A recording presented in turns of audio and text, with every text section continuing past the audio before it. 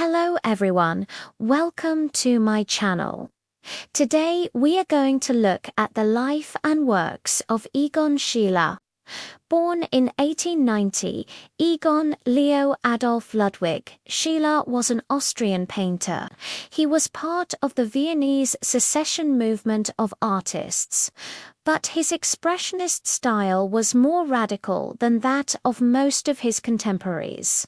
So much so that when he had his first one-man show in 1911, it caused quite a scandal. But even with all that, he remained relatively unknown throughout most of his life. Today, though, we remember him not only for his intense and haunting paintings and drawings, but also for the huge amount of nudes that he painted, including many nude self-portraits. We start today with Schiele's birth in 1890 in the small town of Székesfehérvár in Hungary. That would be modern-day Ukraine.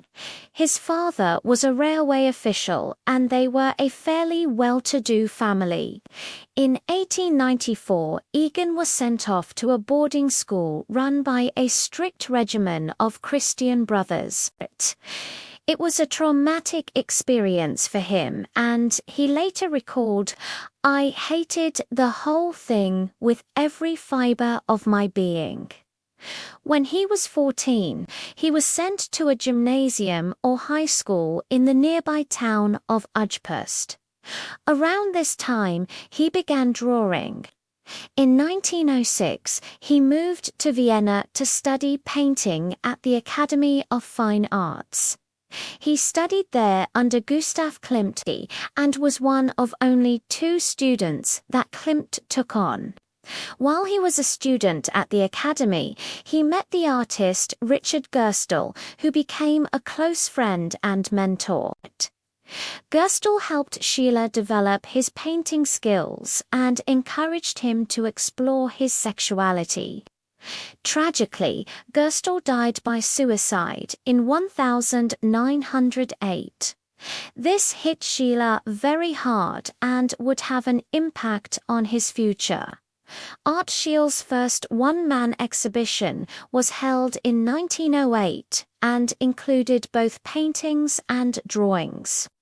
As it turned out, the critics hated it. They called his work diseased, morbid, and degenerate. But he received support from some quarters, and one patron even bought 7 of his paintings. Despite this, Schiele decided to serve 2 years in the army rather than face another public humiliation. During his service, he spent much of his time drawing. He rose to the rank of sergeant before being discharged in 1912. Around this time, he began painting portraits of friends and members of his family. He developed his own style, which was heavily influenced by Paul Cézanne. It was a departure from the styles of most Viennese painters. His work was more expressionist and less about the subject matter and more about how the subject made him feel. He was becoming more and more interested in expressing the inner turmoil and anxieties of the human condition. These paintings were done around the same time as some of his most famous and raw self-portraits. His use of distorted body shapes and thick expressive lines are already evident. It was also during this period that he met the woman who would become his wife, Emmy, and started to live with her. By 1915, his reputation as a painter was growing and he was making a name for himself in Vienna. Later that year, he would have his second one-man exhibition. It was a bigger success than his first, and after that, he was able to support himself solely from his art. Unfortunately, war would soon put an end to this. When World War I broke out in 1914, Schiele was called up for military service again. He was sent to the front where he served as an ambulance driver. He experienced the horrors of the war firsthand, and this impacted his art, which became darker and more disturbing. After the war ended in 1918, he returned home to Vienna. He continued to paint, but his health was failing. He suffered from the Spanish flu and died in October 1918 at the age of 28. Now, let's take a look at some of his most famous artworks, starting with Self-Portrait with Model. This painting was done in 1912 and shows Schiele in his early development as an artist. We can see the influence of Paul Cézanne in the painting. At the same time, Schiele starts to develop his own style. The colors are dark and the brushwork is thick and heavy. There is a sense of anxiety and tension in the painting, and the distortion of the body and head gives us a feeling of unease. His self-portrait from 1912 shows a man standing in front of an easel. Once again, we see the influence of Paul Cézanne in the painting. The brushwork is thick and heavy, and the colors are dark. There is a sense of anxiety and tension in the painting, and the distortion of the body and head gives us a feeling of unease. This painting was done around the same time as several other self-portraits, some showing him completely nude. Speaking of nudity, I want to show you his standing nude male model. This is one of several paintings that he did of his friend Wahlberger, who was a young woman he had a relationship with.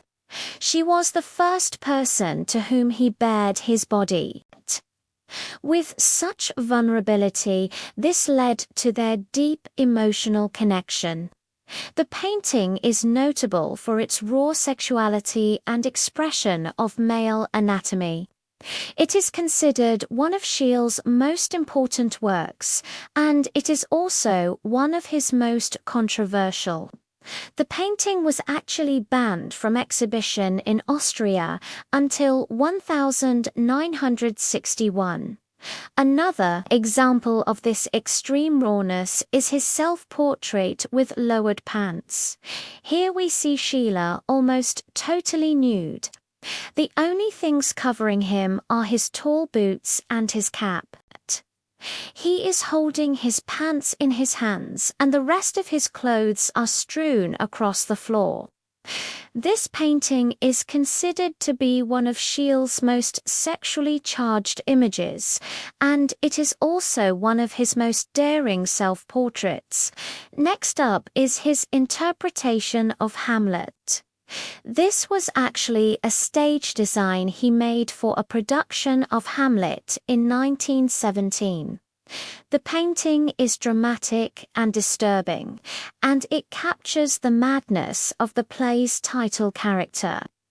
It is also a powerful image of death and decay. While we're talking about disturbing images, I want to show you another one of his paintings of a dead soldier. The painting is titled Dead Soldier on the Moon. It was completed in 1916 and depicts a soldier lying on a battlefield.